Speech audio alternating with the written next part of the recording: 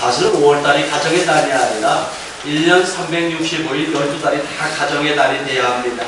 가정은 제2의 천국이라고 하지 않습니까? 근데 가정이 지옥 같다면 그것보다 힘들고 어려운 것이 어디 있습니까? 정말 여러분의 가정이 5월뿐만 아니라 1년 12달 날마다 하나님의 사랑과 은총이 넘치는 복된 가정이 되어지시기를 주의 이름으로 축원합니다. 연어와 가물치 이야기 여러분 잘 아실 겁니다. 연어라는 그 깊은 바다에 사는 물고기는 자기 새끼를 낳으면 그 새끼들에게 어린 새끼들이 다른 먹이를 못 먹지 않습니까? 그 새끼들이 어머니를 파먹도록 그렇게 내버려 둔다고 합니다. 그러니까 이 모성애가 얼마나 지극정성인지 새끼를 낳으면 자기 살을 다 어미의 살을 다 뜯어먹어가면서 성장하는 것이 연어라는 거예요. 우리 여기서 우리 어머니들의 마음, 어머니들의 심정을 다시 한번 생각해 볼 수가 있습니다. 그런데 여러분 저수지에 사는 가물치라고 하는 물고기가 있습니다. 근데 그 가물치는 한 번 알을 낳을 때마다 약 5만 개 정도를 낳는다고 그래요. 부화할 때마다 약 5만 개 정도 부화를 하는데 그러고 나서 이 부화하는 것이 얼마나 고통스러운지 이 어미 가물치가 눈이 멀어버린다고 그래요. 그러니까 앞을 보지 못하니까 여러분 앞을 보지 못하는 가물치는 사냥을 할 수가 없지 않습니까? 먹을 수가 없지 않습니까? 그러면 그냥 굶어 죽어야 되는데 이 새끼들이 자진해서 어머니 입속으로다가 그렇게 들어간다고 그래요. 그러니까 이 어미 가물치는 자기 자녀들을 잡아먹어가면서 그렇게 이제 살아가는데 그러다가 건강이 회복이 되어지면 눈이 뜰 때쯤 되어지면 약 5만 개 중에서 10분의 1 정도밖에 남지 않는다고 그래요. 여기서 우리 뭘 생각해 볼 수가 있습니까? 바로 자녀들의 모습을 생각해 볼 수가 있습니다. 여러분 옛날에 부모님들이 병들면 자기 손가락을 잘라서 피를 먹이기도 하던 그런 거 여러분 많이 보셨지 않습니까? 사실 요즘에는 그런 얘기를 들을 수가 없습니다. 마치요 연어 새끼들 마냥 부모님만 뜯어먹고 살려고 하는 자녀들이 얼마나 많이 있는지 몰라요. 근데 우리 자녀들이라고 한다면 가물치처럼 자기 부모를 위하여 기꺼이 자기 생명도 희생할 줄 아는 그러한 자녀들의 모습도 오늘 우리들의 모습이 돼야 될 줄 압니다. 대한민국에만 있는 한 가지 질병, 이게 전 세계 의학지에 보고되어져 있는 질병이 하나 있는데 이게 신경의 암이라고까지 하는 질병이 하나가 있습니다. 그것이 뭐냐? 화병이라는 거예요. 우라병이라고 하는 것이 있는데 이것은 여러분 전 세계적으로 대한민국만 있다고 그래요. 특별히 남자들보다 여자들에게 이 우라병이 더 많다고 그럽니다. 왜 우라병이 있을까? 쉽게 얘기하면 이 우라병은 스트레스입니다. 그래서 미국의 어느 의학 박사가 뭐라고 했느냐? 대한민국의 우라병은 마음의 악성 종양이다. 이렇게까지 표현했어요.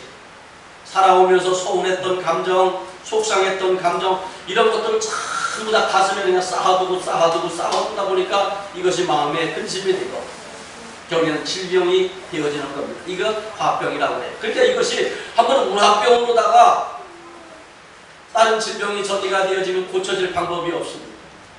근데 이 우라병의 원인 제공자가 누굽니까? 가장 가까이 사는 남편입니다. 자녀들입니다. 직장에서들 만나는 사람들입니다. 이웃들입니다. 친구들입니다. 때로는 교인들이 되어질 수도 있습니다. 늘 만나는 사람들로 인하여 스트레스를 받아요. 그 스트레스, 그 미워하는 감정, 증오하는 감정, 시기하는 감정, 질투하는 감정, 서로 속상했던 그런 감정들을 전부 다 가슴에 쌓아두고 그렇게 살다 보니까 이것이 화병으로 번져들입니다. 화병에 걸리면 만성 두통에 시달리기도 하고 불면증에 시달리기도 하고 만성 어지러움증에 시달리기도 하고 만병의 근원이 되어지는 그러한 질병으로 발전한다는 이야기 여러분 참 많이 들으셨을 줄 압니다. 근데 이 화병의 제공자가 가장 많은 곳이 어디냐? 가정이에요. 행복이 넘치고 사랑이 넘쳐야 될 가정이 남편 때문에 화병 걸리고 아내 때문에 화병이 걸리고 자녀들 때문에 화병 걸리고 부모들 때문에 화병 걸리고 여러분 어떻게 그 가정이 행복해질 수가 있습니까? 화병 때문에 다른 질병이 생긴 사람은요 1000만원짜리 보약을 수십 채를 먹어도요 안 고쳐집니다. 병원을 아무리 많이 다녀도 안 돼요. 이 화병을 다 쏟아내야 합니다. 이 화병을 한마디로 마음의 상처예요. 이 마음의 상처를 다 쏟아내야만이 다시 이 상처가 치유가 되어지고 그리고 나서 행복해질 수 있다는 이야기입니다. 여러분 가만히 생각해 보십시오. 내가 부모님 때문에 우라병이 있지 않습니까?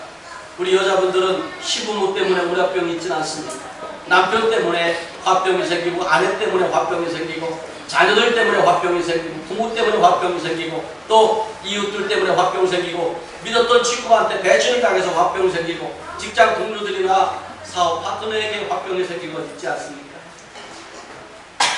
오늘 이 시간에 다 털어버릴 수 있는 하나님의 은혜가 임하시기를 주의 이름으로 축원합니다. 화병 생기면 자기만 손해해요. 자기만 고통받아요. 상대방들은 전혀 고통받지 않습니다.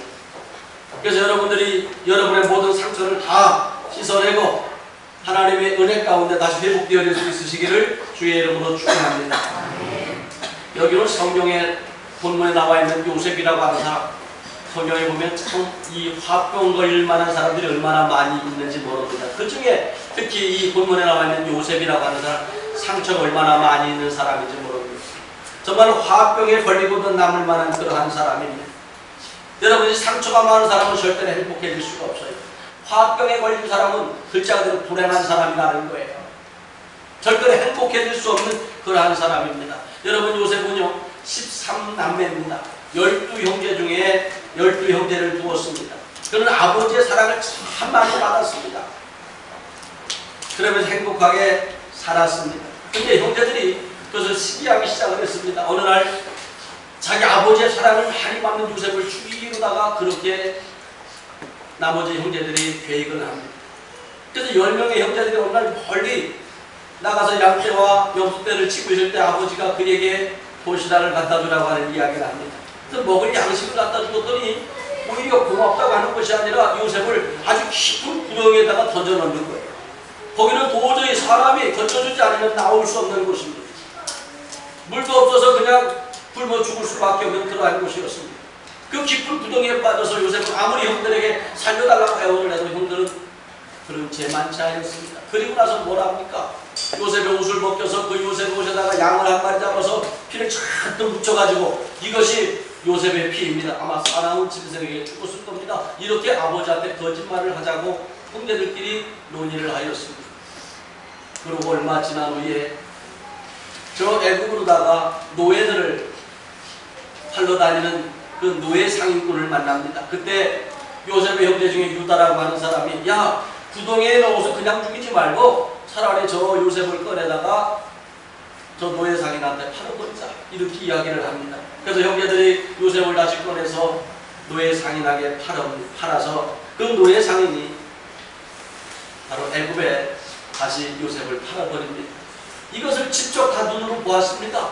귀로 들었습니다. 여러분 입장 바꿔도 생각해 보십시오. 여러분의 형제들이, 여러분의 형님들이, 여러분의 누님들이, 여러분의 언니들이 자기 동생을 인신매매범에게 팔아버렸다고 여러분 상상을 해보십시오. 그것도 흥정하는 소리를요. 내가 얘를 넘겨줄 테니까 얼마 줄래? 그리고 얼마만 주고 얘 데려가라. 이것을 직접 요셉은 눈으로 보았어요. 귀로 들었어요. 여러분 이 상처가 얼마나 컸겠습니까? 어떻게 피를 나눈 형제들인데, 친형제들인데 어떻게 이렇게 할 수가 있느냐 말이에요. 정말로 소름 끼치는 일 아닙니까? 결국에는 요셉은 그 인신매매범들에게 팔려서 애굽으로 팔려왔습니다. 17살 어린 나이에 그는 타국에 와서 노예 생활을 하는 거예요. 아버지로부터 귀한 사랑을 받고 살아왔던 요셉은 한 번도 일을 해보지 않았어요. 우리가 흔히 쓰는 말로 삽 한 번 잡아보지 않았어요. 호미 한 번 잡아보지 않았어요. 일을 하지 않았습니다. 근데 그 요셉은 노예로 팔려 나온 순간부터 삽을 잡고 논에 나가서 일을 하고 밭에 나가서 일을 하는 그런 노예가 되어졌습니다. 그의 마음의 성재가 어떻겠습니까? 그 형제들을, 자기를 팔아버린 형제들을 생각을 하면 아마 자다가도 보통 일어날 거예요. 어떻게 형들이 나를 줄 수가 있을까? 어떻게 형들이 나를 줄 수 있을까? 그 마음의 상처는 정말 우리가 생각하는 그 이상일 겁니다.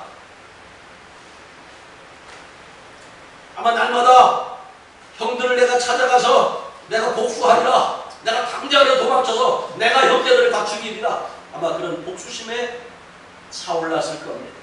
그런데도 희한하게 요셉은요 그러지 않습니다. 오히려 보디발의 가정에서도 그러나 하나님의 은혜가 임했다고 했고 하나님의 평강이 그의 마음에 임했다고 했고, 그가 어느 곳을 가든지 하나님이 축복하십니다. 밭에 나가면 밭이 복을 받았고, 논에 나가면 논이 복을 받았고, 들에 나가면 들이 복을 받는 하나님의 역사가 나타났습니다. 그러다 보니까 이 보디발의 가정에서 힘을 얻었어요. 야, 복덩이가 들어왔구나. 어떻게 요셉이 하는 것마다 저렇게 잘 되느냐. 그래서 그는 신임을 얻어서 비록 어린 나이지만 그에게 가정 총무의 일을 맡깁니다. 그래서 모든 논과 밭과 들과 양떼들, 소떼들, 염소떼들 모든 가정을 다 이 사람이 맡아서 주관을 하고 이제 관리하는 그러한 사람이 되어졌습니다. 그런데 문제가 발생을 했어요. 어느 날 집주인인 보디발의 아내가 그 젊은 요셉을 보고 자꾸 유혹을 하기 시작합니다. 그래서 동침하기를 요구합니다. 근데 요셉은 뭐라고 이야기합니까? 주인께서 나한테 모든 것을 다 맡겨주었는데 오직 당신만은 나한테 맡기지 않았지. 당신은 주인의 아내이다. 주인의 아내를 내가 어떻게 겁탈할 수가 있느냐. 나는 주인을 배반할 수도 없고 내가 당신과 동침하여 하나님 앞에 죄를 범할 수도 없다. 이렇게 하면서 그 여러 번에 걸쳐서 동침을 요구할 때마다 피하였고 도망을 하였습니다. 근데 어느 날 요셉이 들어가자마자 그의 옷자락을 잡고 동침하기를 요구를 했습니다. 그랬더니 요셉이 옷을 벗어두고 도망을 갔습니다. 그 자리를 피하였습니다. 그는 그 악을 행하여 죄를 범할 수 없기 때문에 그는 피하였습니다. 근데 문제가 발생을 했어요. 보디발의 아내가 저 히브리 놈이 나를 겁탈하려고 이 내 채까지 들어와서 나를 겁탈하려고 해요. 여기 증거를 봐라. 요셉의 옷이 여기 있다. 여러분, 이 증거 때문에 빼도 박도 못하는 거예요. 요셉이 결박한다는 것은 하나님만 알아요. 요셉도 알고 보디발의 아내도 알아요. 근데 보디발의 아내가 저 히브리 놈이 나를 겁탈하려고 해서 내가 옷을 붙잡고 늘어졌더니 도망갔다. 이 증거가 여기 있다. 옷이 여기 있다. 그렇게 외치기 시작을 하는 거예요. 영락없이 요셉은 그 길로 감옥에 갇힙니다. 얼마나 비참하게 됐습니까? 그래서 감옥에 갇혀서 3년 동안 감옥 생활을 하는데 그곳에서 애국 왕의 관리자들을 만났습니다. 근데 어느 날 왕의 관리자가 이상한 꿈을 꾸고 무슨 꿈을 꿨는지 모르겠다고 이야기할 때 요셉이 해몽을 해줬더니 그것이 그대로 이루어졌습니다. 그래서 그 애국 왕의 관리자가 감옥에서 나가게 되어졌습니다. 근데 이 관리자가 뭐라고 이야기하느냐면 요셉이 당신이 억울한 누명을 쓰고 들어온 것을 알으니까 내가 나가서 당신을 구명해 주겠다. 나올 수 있도록 도와주겠다고 이야기하지만 이 관리자는 나가자마자 요셉을 잊어버립니다. 그러고 나서 2년이라고 하는 세월이 흘렀습니다. 여러분, 이 지하 감옥은요, 한번 들어가면 살아서 못 나오는 곳이에요. 왕이 특별한 명령이 없으면 죽어야만이 나올 수 있는 감옥입니다. 근데 요셉은 이 젊은 나이에 이곳에서 생을 마감하게 되었다고 생각을 하면 얼마나 끔찍합니까? 그런데도 요셉은요, 그곳에서도 자기를 감옥에 들어가게 한 보디발의 아내를 원망하였더라 하는 말이 하나도 없고 오히려 그곳에서도 하나님의 은혜가 함께하였다고 합니다. 그렇게 크게 상처를 받았음에도 불구하고 그런 그 상처를 받지 않았다는 얘기예요. 그래서 애국 왕의 그 관리자의 꿈을 해몽하고 나간 지 2년 후에 애국 왕이 꿈을 꿉니다. 어느 날 꿈을 꾸었더니 들에 아주 살찐 소 7마리가 있는데 갑자기 흉악하게 생기고 아주 바싹 마른 소 7이 나타나서 그 살찐 소 7마리를 잡아먹는 꿈을 꿨습니다. 또 한 번은 아주 토실토실하고 아름다운 7곡식이 있는데 아주 파리하고 바싹 마른 7곡식들이 이것도 잡아먹는 꿈을 꿨습니다. 애굽의 모든 수사들을 다 동원하여 이 꿈을 해몽해보라고 했지만 아무도 해몽하지 못합니다. 그럴 때 감옥에 갇혔던 애굽 왕의 관리자가 2년 전에 내가 감옥에 있을 때 내 꿈을 기가 막히게 해몽해서 나를 풀려나도록 한 그 사람, 히브리 사람이 있다. 왕한테 이야기를 합니다. 그래서 요셉이 그 왕한테 불려나와요. 그래서 왕에게 불려나와서 그 꿈을 해몽을 합니다. 왕이여, 이 하나님께서 당신에게 그 꿈을 꾸게 한 것은 이 나라에 7년 동안 아주 큰 흉년이 될 겁니다. 그리고 나서 갑자기 7년 동안 흉년이 될 겁니다. 그 7년, 6년 동안 백성들은 전부 다 굶어 죽을 것이요, 나라는 피폐해질 것입니다. 그러니 지금부터 잘 대비하지 아니하면 이 나라가 큰 어려움에 처할 겁니다. 그렇게 꿈해몽을 합니다. 근데 그 이야기를 듣자마자 애굽 왕이 감탄을 하는 거예요. 애굽 왕이 감탄하면서 자기 반지를 빼어줍니다. 내가 이 나라에서 제일 높은 자리에 차지하고 있지만 이제 너한테 모든 절권을 마치겠다. 그리고 애굽의 총리로 삼습니다. 그 순간에 여러분 그 왕의 말 한마디에 일순간에 애굽의 총리가 되어졌습니다. 근데 애굽의 총리가 된 그 요셉의 모습을 한번 생각을 해보십시오. 여러분 저는 한번 그런 생각을 해봤어요. 요셉이 애굽의 총리가 되어졌을 때 그는 행복했을까 불행했을까? 자, 요셉이 애굽의 총리가 되면 제일 먼저 할 수 있는 일이 뭐냐? 저 형제들은 아직도 유대 땅에 살고 있지만은 보디발의 아내는 애굽 땅에 살고 있잖아요. 그럼 자기를 모함해서 감옥에 가게 한 그 여자 생각이 나겠어요? 안 나겠어요? 내가 그녀를 내가 능지처참하리라. 여러분 얼마든지 이럴 수 있지 않습니까? 왜? 총리니까. 자기가 주인으로 섬기던 보디발보다 계급이 한참 높으니까 내 이년! 내가 언제 너를 겁탈하려고 했더냐? 네가 나에게 동침하지 않고 나를 유혹했지. 내가 언제 너를 유혹했던 적이 있더냐? 왜 이렇게 사람을 모함하고 거짓말을 하여 나를 감옥에 가게 했느냐? 그렇게 호통을 치며 그 여자에게 크게 벌을 줄 수도 있었을 거예요.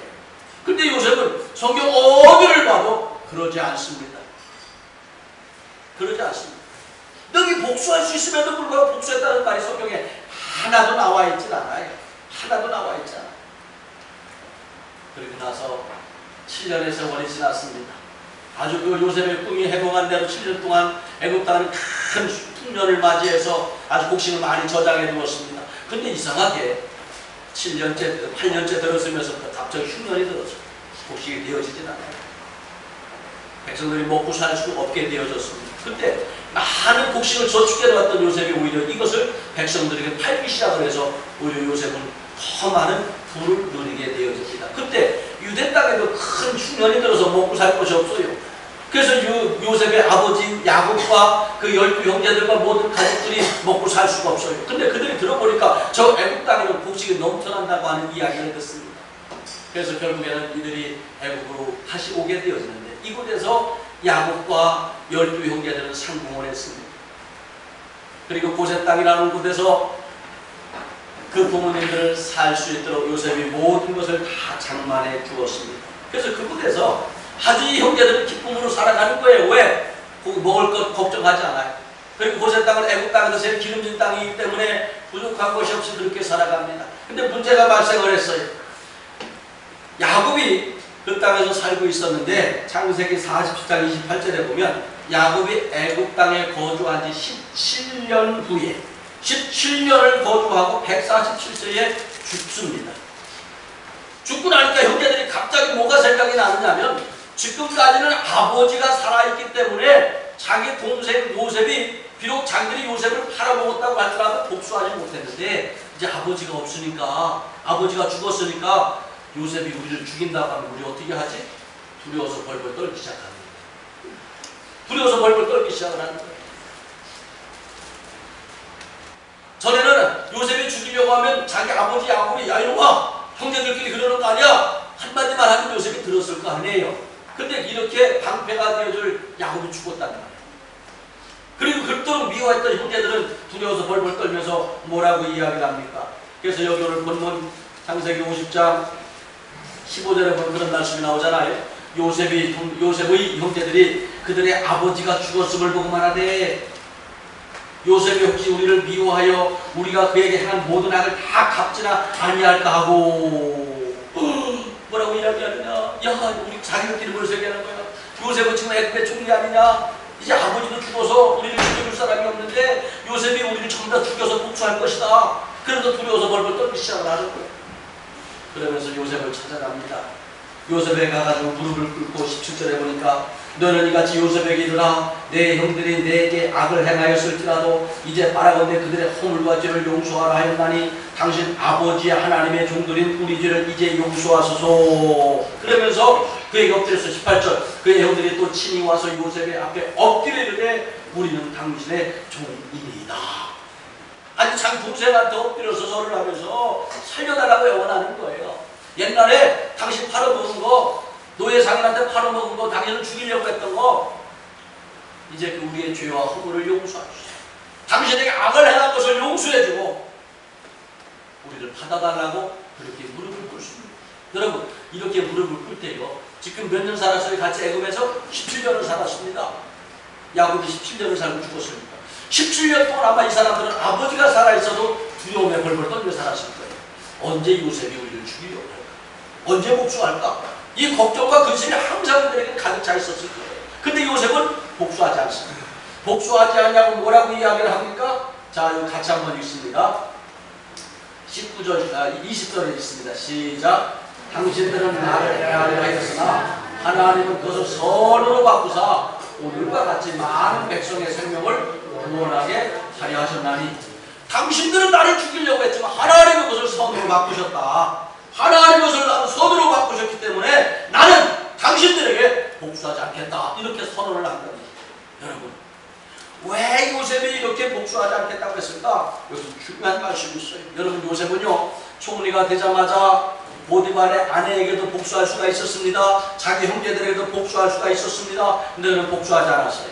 총리가 되고 나서 애국 왕의 중매로 말미암아 그는 아스낫이라고 하는 여인과 결혼했습니다. 여인과 결혼해가지고 이제 아이를 낳았는데 예, 우리 말씀 한번 찾아봅니다. 창세기 41장을 한번 펴보세요.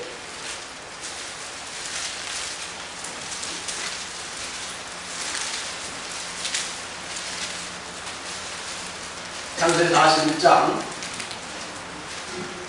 50절을 봅니다. 시작.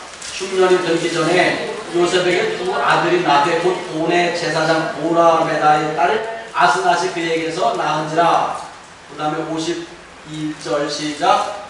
요셉이 그의 장남의 이름을 문하세라 하였으니 하나님이 내게 모든 고난과 내 아버지의 온 집의 일을 잊어버리게 하셨다며.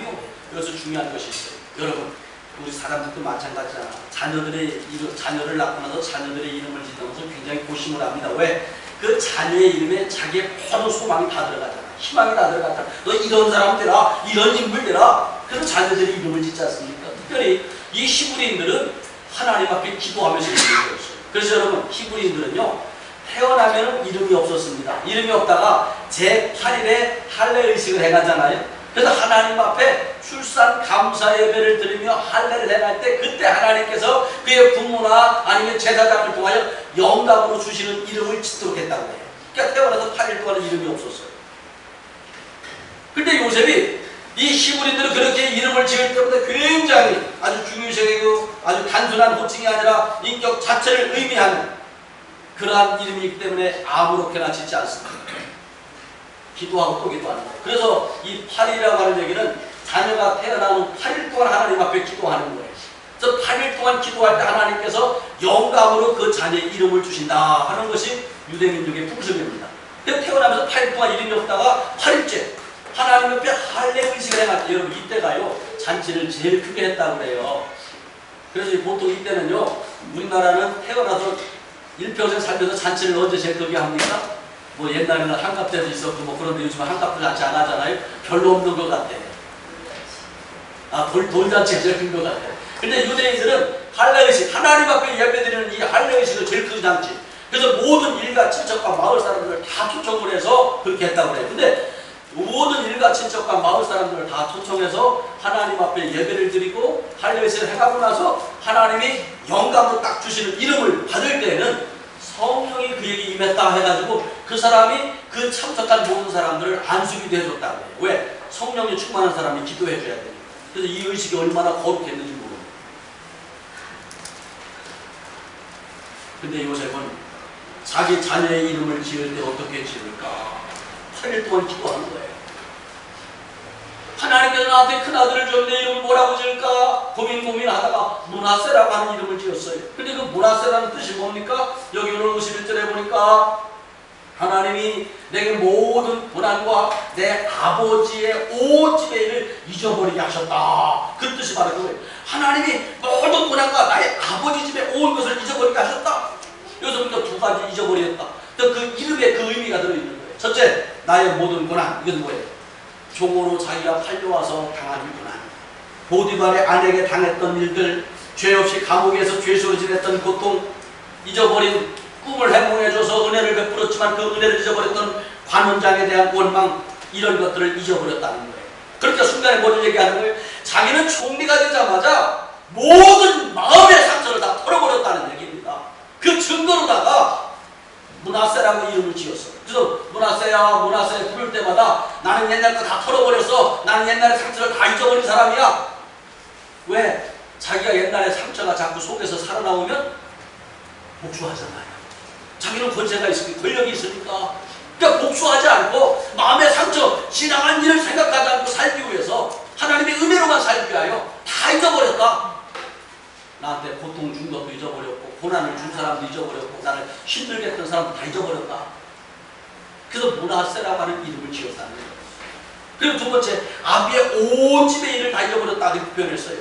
어릴 적에 여러분 요셉은 베냐민을 낳고 요셉의 어머니가 죽었잖아요.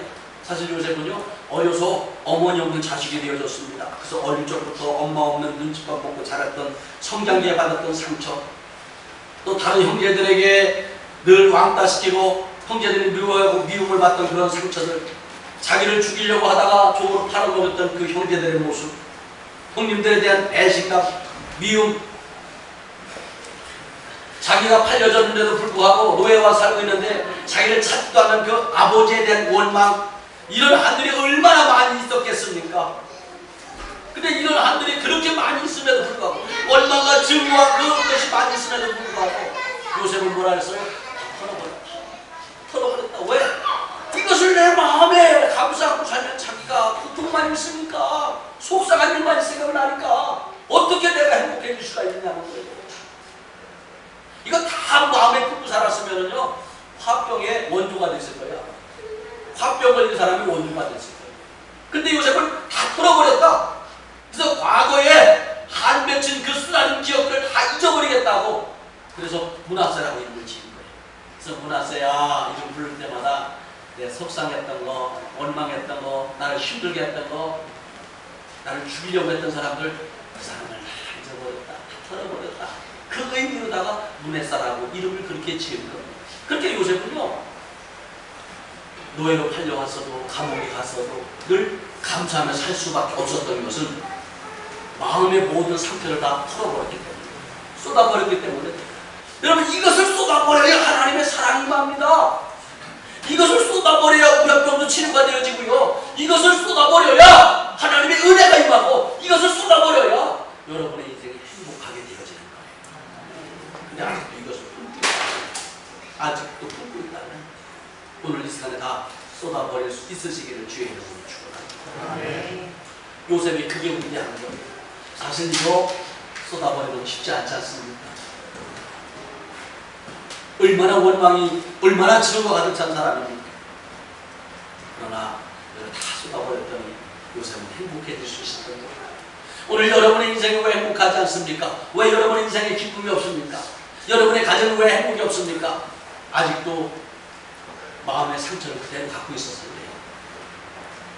자녀에 대한 원망, 부모에 대한 원망, 남편에 대한 원망, 아내에 대한 원망, 그런 것들이 그대로 지우식으로 남아있으니까 힘들어지는 거예요. 여러분, 하나님은 뭐라고 하십니까? 에베소 4장 26절에 보니까 돈을 내어도 죄를 짓지 말며 해가 지도록 돈을 굶지 말고 마귀에게 흠을 주지 말라고 했어요. 우리 성경적인 원리는요, 막 화가 나고 싸울 때 싸우다가 해 딱 떨어지면 더 이상 다 털어버리라는 거예요. 근데 털어버려져요? 안 털어버려져요? 안 털어져 버려. 가끔 얘기하다 보면은요, 목사가 1년 전에 말 실수한 것 같고 지금도 그냥 꽁하고 있는 사람도 있다니까요. 옆에 사람 쳐다봐봐요. 그 사람이 그 사람이지. 이거 털어버리지 않으니까 하나님의 은혜가 임하지 않는 거예요. 그래서 여러분, 하나님 앞에 진짜 믿음의 능력은 뭐냐? 속상했던 거 빨리 털어버리는 거예요. 서운했던 거 빨리 털어버리는 거예요. 이 상처가 되는 걸 빨리 털어버려야 그 속에 하나님의 은혜가 가득 채워지는 겁니다. 시어머니로부터 모진 시집살이 한 사람들은요, 나이가 70이 되고 80이 돼도 우라병이 화병으로 다 쌓여있대. 그런 얘기 많이 들었어요? 안 들었어요? 항상 책증이야. 왜 저렇게 살아갑니까? 이건 믿음이 아니에요. 털어버리는 게 믿음이에요. 그래서 요셉은 뭐예요? 당신들은 나에게 악을 행하였지만 가서 둘째를 낳았어요. 창세기 41장 52절을 다 같이 한번 읽습니다. 사람의 이름을 에브라임이라 하였으니 하나님이 나를 내가 수고한 땅에서 번성하게 하셨다 하셨더라.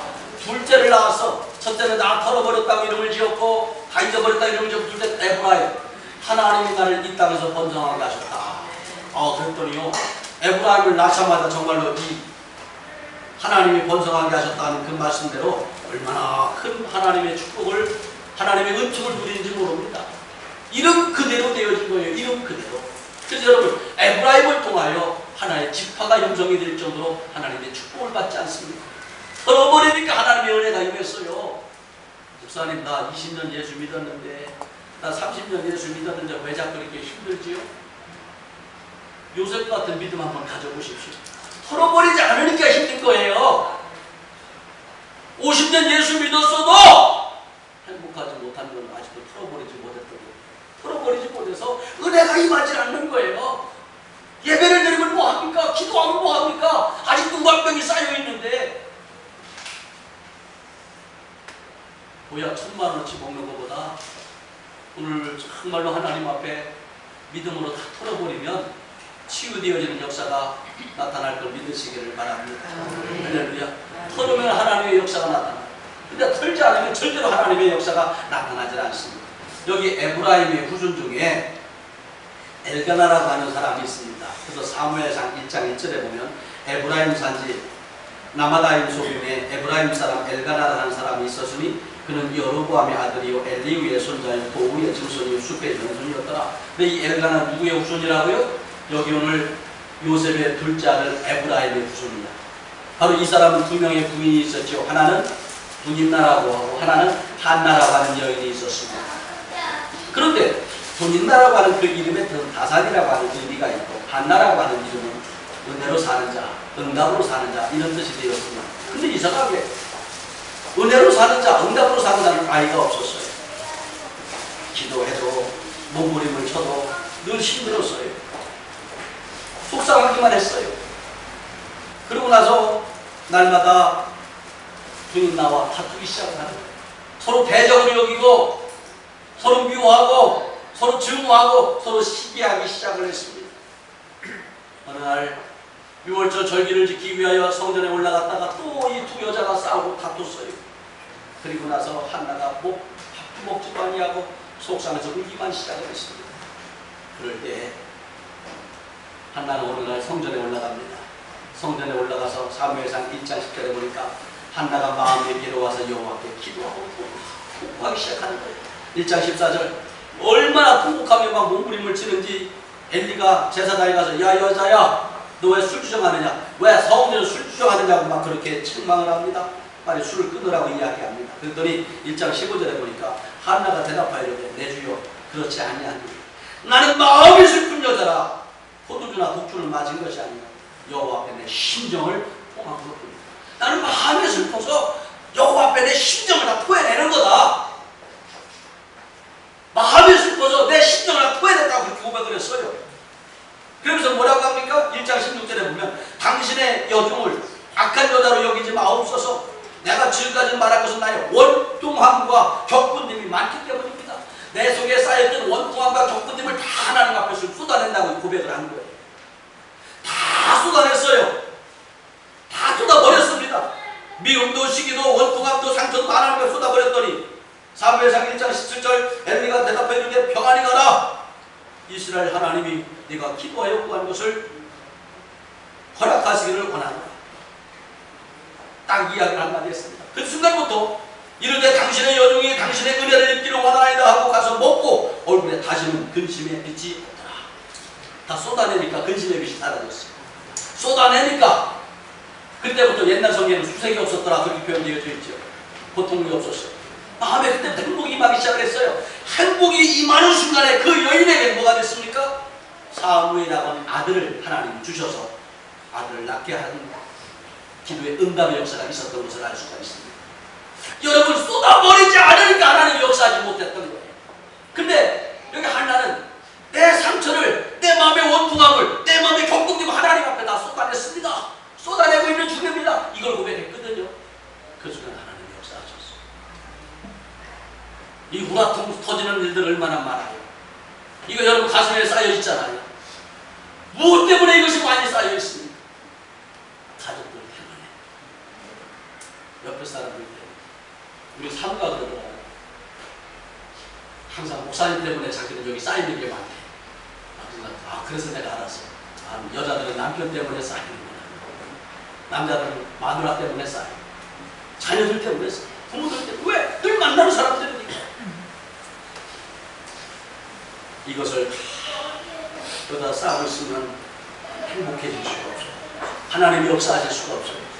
오늘 시간 다 털어버리시기 바랍니다. 쏟아버리시기 바랍니다. 쏟아버리는 순간 하나님의 은혜로 채워주시는 주의 역사가 임하게 되는 것을 믿으시길 바랍니다. 내가 믿음으로 예수의 이름으로 한나처럼 궁극하며 대적복음 하나님 앞에다 쏟아버리면 하나님께서 악한 것을 선한 것으로 바꾸십니다. 불행한 것을 행복한 것으로 바꾸십니다. 저주를 축복으로 바꾸시는 것을 믿으시길 바랍니다. 슬픔을 기쁨으로 바꾸신 하나님인 것을 믿으시길 바랍니다. 여기는 요셉은 그렇게 고백을 했잖아요. 악한 것을 선으로 바꾸셨다고 고백을 하잖아요. 털어버리니까, 쏟아버리니까 저주를 축복으로 바꾸시는 그 하나님의 역사를 믿으시기를 바랍니다. 우리 성경 한 절만 찾아보고 마치려고 합니다. 마가복음 6장을 한번 보세요. 마가복음 6장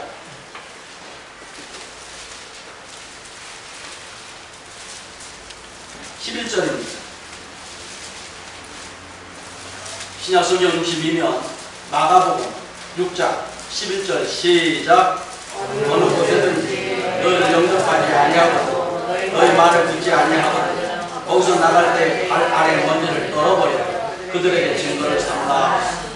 여러분, 많은 사람들이 뭐라고 얘기하느냐, 누구를 만나서 복음을 전하다가 받아들이지 않으면 아주 먼지를 털어버리고 상종도 말라, 이렇게 문자적으로 해석을 합니다. 이거 큰일 날 얘기예요. 우리가 복음을 전하면 한 번 전해서 듣지 않으면 어떻게 해야 돼요? 두 번째 또 가서 전해야 되잖아요. 세 번째 또 가서 전해요. 10번, 10번 그가 복음을 받아들일 때까지 찾아가서 복음을 전해야 되잖아요. 그럼 뭘 얘기하는 거예요? 자, 바로 그 얘기예요. 내가 김숙필 권사님 가정에 가서 복음을 전하는 거예요. 근데 김숙필 권사님이 받아들이질 않네. 그러면서 자꾸 뭐 교회 다니는 것들이 그렇고 뭐 어쩌고 자꾸 막 비판하고 욕하고 저주하고 이런 얘기만 다 되겠어요. 그럼 나도 속상해요, 안 속상해요? 인간인들은 속상하지. 그러면 에이씨, 내가 이 집에 다시 오나마라. 내가 저 여자 두 번 다 잡을 거야. 그러는 게 아니라는 얘기예요. 그럼 뭐라 그래야 내가 저 그렇게 했는데 막 상대방에서 나를 공격하고 욕하고 다시는 찾아오지 말라고 막 욕을 했다고 할지라도 저주를 했다고 할지라도 털어버리라고 하는 것은 속상한 마음을 털어버리라는 거예요. 서운한 마음을 털어버리라는 거예요. 왜? 그리고 두 번째 또 찾아가야지. 지난번 나 찾아왔을 때 물밀 끼얹고 막 욕을 하고 나한테 저주를 하고 악담을 했지. 내가 가나보라. 이런 마음을 가진다면 어떻게 복음을 전하겠습니까? 그래서 이 말씀은요, 비록 나한테 악담을 하고 저주를 하고 욕을 했던 거, 그 서운하고 속상한 마음을 다 털어버리고 싹 벗어가면서 할렐루야, 예수 믿으세요, 이렇게 찾아가라는 얘기예요. 아멘입니까? 그러니까 김정비 권사님 지금까지 살아오면서 이호석 권사님한테 속상했던 거 얼마나 많이 읽었어요. 이게 가슴에 쌓였어요, 안 쌓였어요? 쌓였다고 해요, 빨리. 이것 때문에 은혜가 임하지 않는다는 거예요. 살다 보니까 큰딸한테 속상한 것도 쌓일 테고, 며느리한테 쌓이는 것도 있고, 또 아들내미한테 쌓이는 것도 있을 테고, 또 조그마지만 우리가 흔히 표현하는 주먹만 하지만 손자들한테도 손주들한테도 쌓이는 것도 있을 거란 말이지. 근데 이것 안고 살면 뭐 된다고요? 화병 걸린다. 화병에 걸리면 은혜가 임하지 않는다는 거예요. 은혜가 임하지 않는다는 거예요. 이걸 뭐 하라고요? 먼지를 털듯이 털어버리라는 거예요. 내가 지금까지 살아오면서 이호석 권사한테 속상했던 거 털어버리고, 아들내미 때문에 속상했던 거 털어버리고, 딸 때문에 속상했던 거, 사위 때문에 속상했던 거, 며느리 때문에 속상했던 거, 부모님 때문에 속상했던 거 다 털어버리라는 거예요. 아멘입니까? 그러면 그 사람에게 행복이 많을 거예요. 할렐루야. 옆에 사람한테 한번 쭉 털어줘봐요. 먼지 한번 털어줘. 나한테 속상했던 거 다 털어버려 하면서 시작. 빨리 해요. 권사님이 안 해요. 이우석 권사님은 김슬비 권사님한테 속상한 게 없었습니다. 원통했던 거, 속상했던 거, 미워했던 거, 이 감정 털어버리지 아니하면 화병 걸려요. 난 예수 믿는 사람은 화병 걸리면 안 돼요. 아멘입니까? 근데 마음에 담고 살면 화병 걸려요. 근데 화병이 문제가 아니라 은혜가 임하지 않아요. 하나님의 역사가 나타나지 않아요. 한나의 고백했잖아. 나의 원통하고 격분들을 다 하나님 앞에 쏟아내는 것이다. 내 마음을 하나님 앞에 다 쏟아내는 것이라고 고백을 했잖아요. 기도도 바로 하나님 앞에 쏟아내는 거예요. 무엇 때문에 속상했습니까? 오늘 세상 다 털어버리고 쏟아내고 요셉처럼 악을 선으로 바꾸시는 하나님의 축복이 임하시길 바랍니다. 불행을 행복할 가정으로 바꾸시는 하나님의 축복이 임하시기를 주의 이름으로 축원합니다. 기도하겠습니다.